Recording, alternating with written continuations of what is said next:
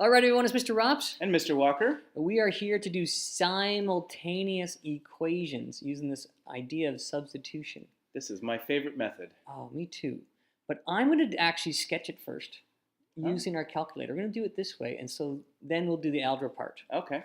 And I know when I use my calculator, and the reason why I'm doing that is because we always do algebra first, and I want to break that paradigm. Let's think graphs first. Okay.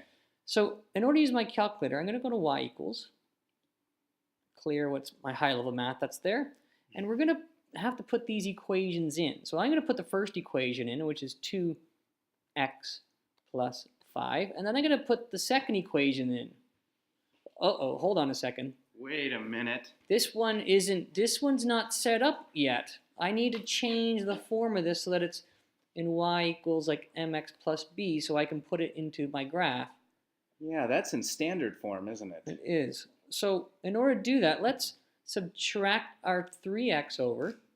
So I get negative 4y is equal to negative 3x minus 10. I subtract 3x over. And then I need a positive y, so I'm going to divide by negative 4. All this by negative 4. And so y is equal to negative 3x minus 10 all over negative 4. And I can put that right in my calculator like this. And it'll do the negative signs for me. So if I go alpha y equals, I get my fraction, and I get negative 3x minus 10 over negative 4. Be careful, this is the negative, not the subtract sign. Yes, we've had problems with that. But right. And then when I graph it, here comes the first one, the blue line, and the red line. And I can see, so here's the blue line, looks something like this about. Yeah. And the red line, something more like this. Yeah, and when you're doing a sketch, remember, you don't want it to be perfect, you just want it to sketch. Right. I do want the intersection to be in this quadrant. Yes. And the blue y-intercept to be above the red one and same in the right order. So everything seems reasonable. Right. But it doesn't have to be exactly correct. All right, and so now I can use my calculator and go second trace. This is a great menu. There's tons of stuff in here. And number 5 is our intersect. First curve like we did before, the second curve, and then guess. Well, it's close enough to my answer that I can hit enter. And I get this nice coordinate point. This is the point 2, 1. All right. And if we see it, I can make it bigger so you can see what's going on there. You can see quite clearly that it's negative 2, 1. Okay. Indeed. Negative 2, 1. And this time, there's 2 variables, so I need 2 answers. And the whole answer is both the x and the y. Okay, so previously, we've just been talking about only x being in the equation, but on both sides of the equal sign. This time, there's an x and a y, so we need 2 answers. Exactly. Okay. So that was using our calculator in the sketch.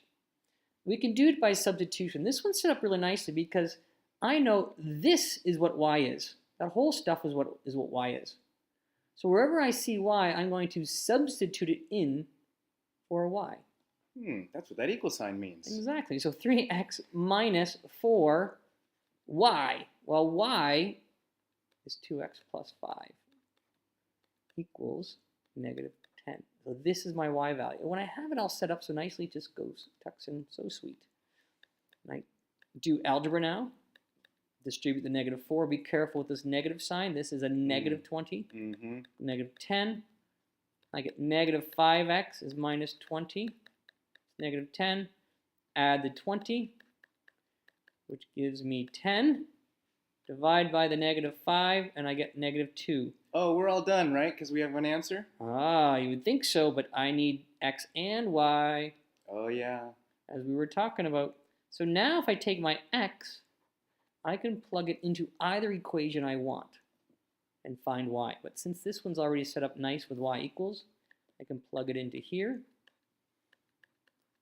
And when I'm done, negative 4 plus 5 gives me 1.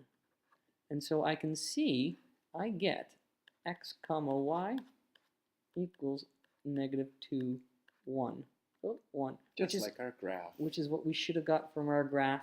If we didn't get the same thing, there was a problem. They got to be the same. Okay. So making our table, we can do the same kind of thing. All right. And so I'm going to make x.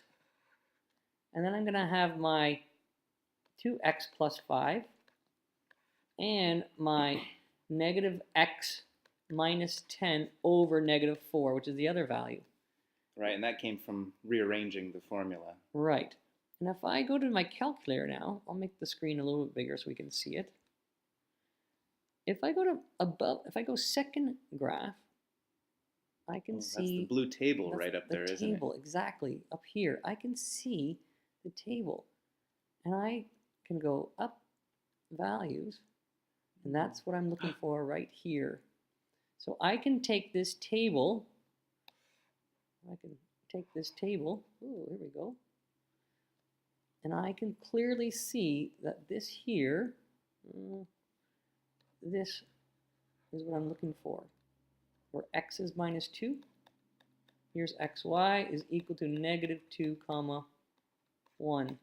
And so there again, confirming our result. We need both x and y in this case. Both x and y. So this time you do bring out what the y is equal to. Right. But they're still the same numbers because that was the point of intersection in the graph that we looked at. So we have 3 ways to do it. We can do it algebra, with our calculator, the sketch of the intersection, or with the table. There is a 4th method, and it's called simultaneous, which seems kind of strange. What in the world is this talking about? Polysmult. Polysmult. Well, we have on our calculator these things called apps here.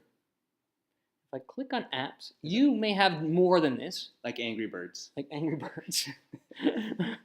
Or you might just have number 4 here. If I click on number 4, I want this one. It says press any key, so I'll press any key. And I am doing simultaneous equations, so I want to do number 2. Well, I have 2 equations and 2 unknowns, so I'm going to leave those as they are. And the other settings should be as this, which is the default. Each of these keys here, so the main corresponds to y equals, help corresponds to trace, and next is graph. So, so it's just up and down. Exactly. Okay. Yep. Okay. So I'm going to go to here, to the graph, and I get this crazy thing. Whoa. Right, and so it's like, has this thing with all these numbers to place here. Right, and there's a line there. Well, the way this thing works is that you want to put the coefficients for x here and the coefficients for y here, and then like the equal to part over here. Okay, so you might have to rearrange it a bit then. Right. And so if I look at the top one, I can rearrange that one by subtracting 2x plus y is equal to 5. The bottom one's already set up, so it's already x over y, and y is negative 10. And I'm just going to put those in those cells. So if I go to my calculator again, I can't see what my equations are. Yeah. Well, I'll write them down. Okay. Oh, I can see it there. Minus 2, enter. Positive 1 and 5. And so you can see what I'm doing. And the other ones, which you should have from your 5. Is a 3. A And minus 4 and a minus 10. And remember, those are minus 10s, or negative 10s, not minus 10s. Sorry. Okay, hit enter to make sure it goes into here. And then I'm just going to hit solve, which is the graph button, solve. And it just spits out the answer, negative 2 and 1. Oh, but they're both x's. Right. So the calculator thinks this is x1 and this is x2 above here. So x1 was really x is equal to negative 2, and y is equal to 1. And again, simultaneous. If you have your calculator, we expect you to use it to the optimal. So now we have 4 different ways of doing it. We can do the table, we can do algebra, or we can do graphs. Lots of ways to do the same problem. Awesome.